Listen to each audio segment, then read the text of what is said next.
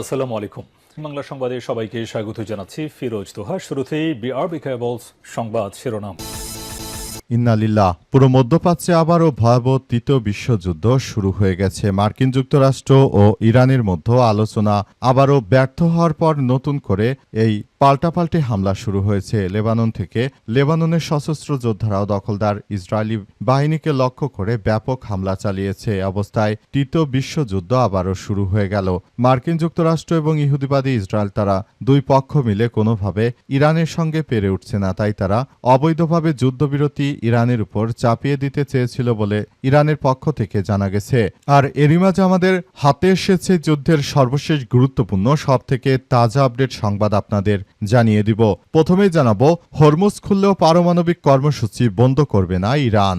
ইরানের উপর থেকে মার্কিন অবরোধ প্রত্যাহার এবং কৌশলগতভাবে গুরুত্বপূর্ণ হরমুজ প্রণালী পুনরায় উন্মুক্ত করার লক্ষ্যে যুক্তরাষ্ট্রকে একটি নতুন প্রস্তাব দিয়েছে ইরান। ইরান জানিয়েছে যে মার্কিন যুক্তরাষ্ট্র তাদের উপর থেকে যদি নৌ অবরোধ তুলে দেয় এবং ইরান তাহলে হরমুজ প্রণালী খুলে দেবে। কিন্তু ইরানের হাতে থাকা বিশুদ্ধ যে পারমাণবিক অস্ত্র তৈরির জন্য ইউরেনিয়াম রয়েছে সেগুলো তারা ছাড়বে না। তারা অস্ত্র তৈরি করবে। তারা হরমুজ প্রণালী খুললেও অস্ত্র তৈরিতে এক পাও পিছপা হবে না। মার্কিন যুক্তরাষ্ট্রের সঙ্গে ইরানের আলোচনার জন্য ইরান এই শর্ত আরোপ করেছে। এতে মার্কিন যুক্তরাষ্ট্র চরম বিপাকে পড়েছে। এরপর জানাবো, যুক্তরাষ্ট্রের প্রেসিডেন্ট ডোনাল্ড ট্রাম্পের নৈশভোজে হামলাকারী অসুস্থ খ্রিস্টান বিরোধী দাবি ট্রাম্পের। হোয়াইট হাউসে সাংবাদিকদের জন্য ওয়াশিংটনের একটি হোটেলের বলরুমে আয়োজিত রাতের খাবারে হামলাকারী কোল থমাস অ্যালেনকে অসুস্থ ব্যক্তি বলে উল্লেখ করেছে যুক্তরাষ্ট্রের প্রেসিডেন্ট ডোনাল্ড ট্রাম্প। তিনি আরও দাবি করেন যে ওই ব্যক্তি আসলে খ্রিস্টান বিরোধী, অথচ ওই ব্যক্তি একজন খ্রিস্টান সম্প্রদায়ের মানুষ এবং তিনি একজন সফটওয়্যার ডেভেলপার। তিনি মার্কিন যুক্তরাষ্ট্রের প্রেসিডেন্টকে টার্গেট করে হামলা করেছিলেন কারণ মার্কিন যুক্তরাষ্ট্রের প্রেসিডেন্ট একজন যৌন অপরাধী অ্যাপস্টেইন কেলেঙ্কারি ব্যক্তি। এদিকে লেবাননে ইসরায়েলি সেনাদের উপর মুহুর্মুর ক্ষেপণাস্ত্র হামলা লেবাননের যোদ্ধাদের। লেবাননের সশস্ত্র গোষ্ঠী যোদ্ধারা জানিয়েছে দক্ষিণ লেবাননের সীমান্ত সংলগ্ন তাল আল নাহাস এলাকায় ইসরায়েলি সেনা এবং সামরিক যানের একটি সমাবেশের উপর ট্যাঙ্ক বিধ্বংসী ক্ষেপণাস্ত্র দিয়ে হামলা চালিয়েছে তারা। কফরকিলা গ্রামের উপকণ্ঠে অবস্থানরত ইসরায়েলি বাহিনীকে লক্ষ্য করে এই হামলা চালিয়েছে। গোষ্ঠীটির বিবৃতিতে বিষয়টি নিশ্চিত করা হয়েছে। জানা গেছে ইহুদিবাদী ইসরায়েল লেবাননের সঙ্গে যুদ্ধবিরতির মধ্যে আক্রমণ করার প্রতিশোধ হিসেবে এই হামলা চালিয়েছে লেবাননের সশস্ত্র যোদ্ধারা। এবারে জানাবো, অবরোধ না উঠলে আলোচনা নয় বললেন ইরানের প্রেসিডেন্ট। ইরানের প্রেসিডেন্ট মাসুদ পেজিশকিয়ান জানিয়েছেন যে তাদের বন্দরগুলো থেকে যুক্তরাষ্ট্র অবরোধ প্রত্যাহার না করলে তেহরান কোনো আলোচনায় বসবে না। পাকিস্তানে নতুন করে আলোচনা নিয়ে দোলাচলের মধ্যে পেজিশকিয়ান নিজেদের অবস্থান পুনর্ব্যক্ত করেছেন। এবং সর্বশেষ জানাবো, জামিন পেলেন খালেদা জিয়ার গাড়ি বহরে হামলার আসামি নিষিদ্ধ ছাত্রলীগ নেতা।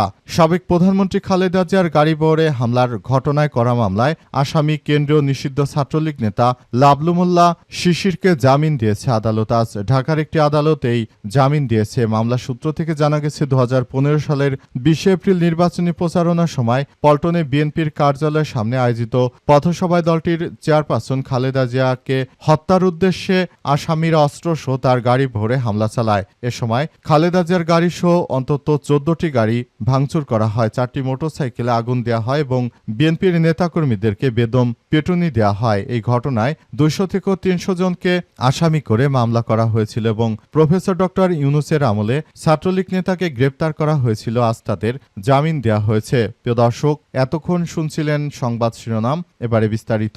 তবে তার আগে বন্ধুরা অনুরোধ থাকবে এই সংবাদটিতে একটি লাইক দিন। এই চ্যানেলে আপনি নতুন হয়ে থাকলে আমাদের সংবাদটি দেখতে দেখতে চ্যানেলটি সাবস্ক্রাইব করে রাখুন। কমেন্ট করে বন্ধুরা আপনার মূল্যবান মতামত জানিয়ে দিন আপনি বিশ্বের কোন দেশ থেকে বা বাংলাদেশের কোন স্থান থেকে আমাদের সংবাদটি দেখছেন এবং শুনছেন। আর বন্ধুরা, সংবাদটি আপনার সোশ্যাল মিডিয়া ফেসবুকে শেয়ার করে বন্ধুদেরও দেখার সুযোগ করে দিন। গাজা যুদ্ধে আপনি যদি নিরীহ ফিলিস্তিনিদের ভালোবেসে থাকেন কমেন্টে ইয়েস লিখে পুরো বিশ্বকে আমাদের এই সংবাদটি দেখার সুযোগ করে দিন। এবারে বিস্তারিত। হরমুজ খুললেও পারমাণবিক কর্মসূচি বন্ধ করবে না ইরান। ইরানের উপর থেকে মার্কিন অবরোধ প্রত্যাহার এবং কৌশলগতভাবে গুরুত্বপূর্ণ হরমুজ প্রণালী পুনরায় খুলে দেওয়ার কথা জানিয়েছে ইরান। তবে তারা পারমাণবিক কর্মসূচিতে এক পাও পিছপা হবে না। মার্কিন যুক্তরাষ্ট্র এবং দখলদার ইসরায়েলি বাহিনী তাদের উপর যেভাবে আক্রমণ শুরু করেছে, এই অন্যায় আক্রমণ যতক্ষণ পর্যন্ত চলবে ততক্ষণ পর্যন্ত তারা হরমুজ প্রণালী খুলবে না। যদি হরমুজ প্রণালী খুলেও দেয় তাহলে তারা এমনভাবে এই কার্যক্রম চালাবে যাতে করে মার্কিন যুক্তরাষ্ট্র তাদের হাত থেকে তাদের পারমাণবিক কর্মসূচি যেন শেষ করতে না পারে, এমনভাবে তারা কার্যক্রম চালিয়ে যাবে বলে জানানো হয়েছে। পুরো বিশ্ব জুড়ে দখলদার ইসরায়েলি বাহিনী এবং মার্কিন যুক্তরাষ্ট্র যে ধরনের কার্যক্রম তারা শুরু করেছে এটি কোনোভাবেই গ্রহণযোগ্য নয়। ইরানের পক্ষ থেকে আরও জানানো হয়েছে যে কোনো মূল্যে তারা দখলদার ইসরায়েলি বাহিনীকে শেষ করে দেবে।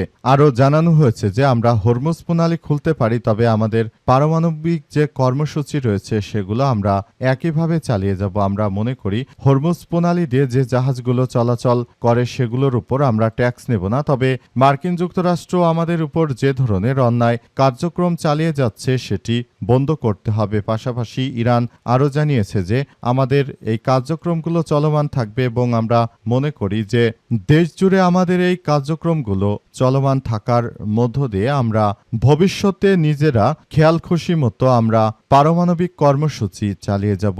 এই ব্যাপারটি নিয়ে আসলে কেউ আমাদের কোনো কিছুই করতে পারবে না বলে সেখানে নিশ্চিত করা হয়েছে এবং পুরো মধ্যপ্রাচ্য জুড়ে মার্কিন যুক্তরাষ্ট্রে যে আধিপত্যবাদ রয়েছে সেগুলো একদম নস্যাৎ করে দেওয়া হচ্ছে। পরিস্থিতি খুবই জটিল আকার ধারণ করেছে। নৈশভোজে হামলাকারী অসুস্থ খ্রিস্টান বিরোধী বললেন ডোনাল্ড ট্রাম্প। হোয়াইট হাউস সাংবাদিকদের জন্য ওয়াশিংটনের একটি হোটেলের বলরুমে আয়োজিত নৈশভোজে হামলাকারী কোল থমাস অ্যালেনকে বেশ অসুস্থ ব্যক্তি হিসেবে উল্লেখ করেছে মার্কিন প্রেসিডেন্ট ডোনাল্ড ট্রাম্প। হামলার পর মার্কিন সংবাদ মাধ্যম সিবিএস এর অনুষ্ঠানে 60 মিনিটসকে দেয়া সাক্ষাৎকারে এমন কথা জানিয়েছে যুক্তরাষ্ট্রের প্রেসিডেন্ট। সাক্ষাৎকারে ট্রাম্প আরও দাবি করেন তিনি হামলাকারী ছিলেন একজন খ্রিস্টান। এরপর তিনি খ্রিস্টান বিরোধী হয়েছেন এবং তার মধ্যে অনেক পরিবর্তন এসেছে। তিনি সম্ভবত খুবই অসুস্থ একজন মানুষ। আজ রাতে ওয়াশিংটনের হিলটন হোটেলে আয়োজন করা হয়েছিল বিভিন্ন সংবাদ মাধ্যম ব্যক্তিদের নিয়ে ট্রাম্প বৈঠক করছিলেন বলে জানা গেছে এবং এই বৈঠকে মূলত কার্যক্রমগুলো আসলে চালিয়ে যাচ্ছিল মার্কিন যুক্তরাষ্ট্রের প্রেসিডেন্ট ডোনাল্ড ট্রাম্প। তবে সেখানে হঠাৎ করে এই ধরনের একটি আক্রমণ হওয়াতে আসলে বিষয়গুলো ভিন্ন দিকে চলে যায় এবং পুরো পরিস্থিতি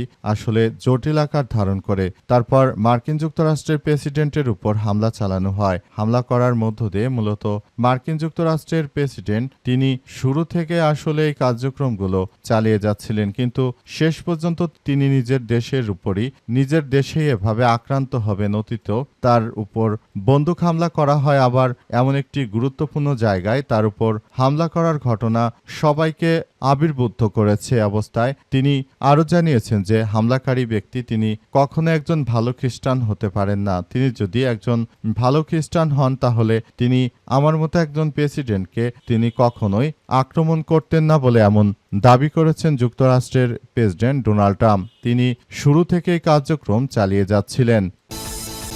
লেবাননে ইসরায়েলি সেনাদের উপর মুহুর্মুহুর ক্ষেপণাস্ত্র হামলা। লেবাননের সশস্ত্র যোদ্ধারা দক্ষিণ লেবাননের সীমান্ত সংলগ্ন তাল আল নাহাস এলাকায় ইসরায়েলি সেনা ও সামরিক যানের একটি সমাবেশের উপর ট্যাঙ্ক বিধ্বংসী ক্ষেপণাস্ত্র হামলা চালিয়েছে। কফরকিলা গ্রামের উপকণ্ঠে অবস্থানরত ইসরায়েলি বাহিনীকে লক্ষ্য করে এই হামলা চালানো হয়েছে। গোষ্ঠীটি এক বিবৃতিতে বিষয়টি নিশ্চিত করেছে। ভোরে তারেক চুইরেফের প্রতিবেদন অনুযায়ী দখলদার ইসরায়েলি বাহিনীর উপরে শক্তিশালী হামলাটি সরাসরি সীমান্ত এলাকায় মোতায়েন থাকা ইসরায়েলি সেনাদের উপরেই আক্রমণ করেছে, যা এই অঞ্চলে নতুন করে উত্তেজনা সৃষ্টি করেছে। এর আগে রবিবার ইসরায়েলি সামরিক বাহিনী স্বীকার করেছে দক্ষিণ লেবাননে সংঘাতের সময় তাদের একজন সেনা নিহত এবং আরও 6 জন আহত হয়েছে। সেনাবাহিনীর পক্ষ থেকে জানানো হয়েছে যে আহতদের মধ্যে 3 জনের অবস্থা আশঙ্কাজনক এবং 2 জন মাঝারি ধরনের আঘাত পেয়েছে। তবে এই হতাহতের ঘটনা ঠিক কখন বা কোন পরিস্থিতিতে ঘটেছে সে বিষয়ে সুনির্দিষ্ট কোনো তথ্য ইসরায়েলি কর্তৃপক্ষ কর্তৃপক্ষ দেয়নি। লেবাননের যোদ্ধারা জানিয়েছে, ইসরায়েল ও লেবাননের মধ্যে বিদ্যমান যুদ্ধবিরতি চুক্তি বারবার লঙ্ঘন করেছে দখলদারেরা। এজন্য তাদের উপর এই শাস্তিমূলক কার্যক্রম গ্রহণ করেছে লেবাননের সশস্ত্র যোদ্ধারা। তারা আরও জানিয়েছে যে যতক্ষণ পর্যন্ত আমাদের দেহে নিঃশ্বাস রয়েছে ততক্ষণ পর্যন্ত আমরা এই জায়নবাদী দখলদারদের বিরুদ্ধে আমাদের এই কার্যক্রম চালিয়ে যাব বলে তারা নিশ্চিত করেছে। তারা আরও জানিয়েছে যে কোনো মূল্যে লেবাননকে আমরা শত্রুমুক্ত করব। লেবানন একটি শান্তি ও স্থিতিশীল রাষ্ট্র ছিল। দখলদার ইসরায়েলি বাহিনী এই রাষ্ট্রটির উপর আক্রমণ চালিয়ে তারা যে সন্ত্রাসী কর্মকাণ্ড করেছে এটি কোনোভাবে আসলে গ্রহণযোগ্য হতে পারে না। পরিস্থিতি যতই জটিল আকার ধারণ করুক না কেন, ইহুদিবাদীদের কোনোভাবেই ছাড় দেওয়া হবে না বলে লেবাননের সশস্ত্র যোদ্ধারা তারা বিষয়টি নিশ্চিত করেছেন।